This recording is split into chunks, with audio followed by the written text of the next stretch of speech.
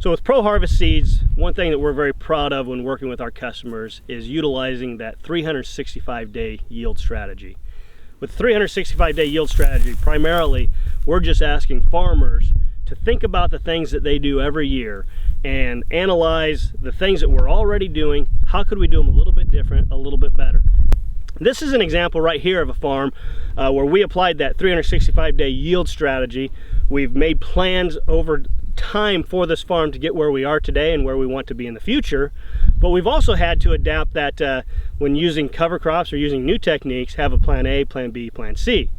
Plan A for this cover crop back in the fall is we were going to mix the cover crop in the dry fertilizer, broadcast it, and then hit it with a vertical tillage tool. That was the plan. But we ended up changing this farm, decided that we were going to start going strip till on these farms in the future. So that changed. We decided to use variable rate for the fertilizer in the fall. So then that did not allow us to put the winter rye in with the fertilizer. So I had to try to determine how was I going to get the winter rye on. Well, talked to the local ag chem guy who put my dry fertilizer on, and worked out an agreement with him and just paid him to come in and just put the winter rye on while they were doing the dry. So we had to adjust, plan B.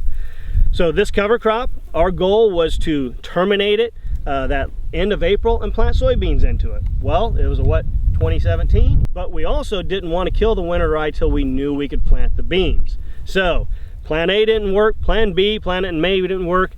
All of a sudden it's June, plan C. So we came in, we terminated the cover crop one day after we let the cover crop dry the soil out, and we planted.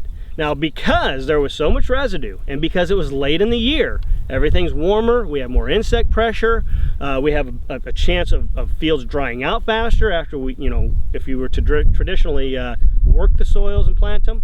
So we weren't doing those things. So we knew that we had to have a dry field, that when we ran the planter through here, that we had to make sure that we closed the furrow, that we closed the seed gap. And in order to do that, the best way to do it was have a dry field. We also planted these beans 2 inches deep. Now, these beans were planted 2 inches deep into a dry field because of the cover crop. The neighboring fields where ground was worked, the ground in most cases was worked wet. It was planted wet because we had rain in the forecast and it was already the first week of June. And those fields did not handle when we ended up having a dry 2 weeks. We did not see good emergence on some of those neighboring fields. Where this farm, we didn't have to do any replanting. We have a very good stand, and we're able to move forward utilizing the cover crops. So we didn't terminate it when we wanted to. Since we terminated it late, the other reason it was important to get that seed 2 inches deep and get that seed trench closed is because with this much residue, you do have that extra insect pressure. And we did see that in Illinois this year. There were concerns with armyworms. We did have slugs that were feeding on seedlings. That's not a good thing. Once again, we had to adapt and make sure. I normally wouldn't have necessarily planted beans 2 inches deep, especially if it was April or May. But in this scenario, we planted it 2 inches deep to protect the seed. Plan A, Plan B, Plan C. In this case, we used the whole alphabet to get this farm planted this year. But as you can see, if you pan across, very happy with our weed control, very happy with our stand.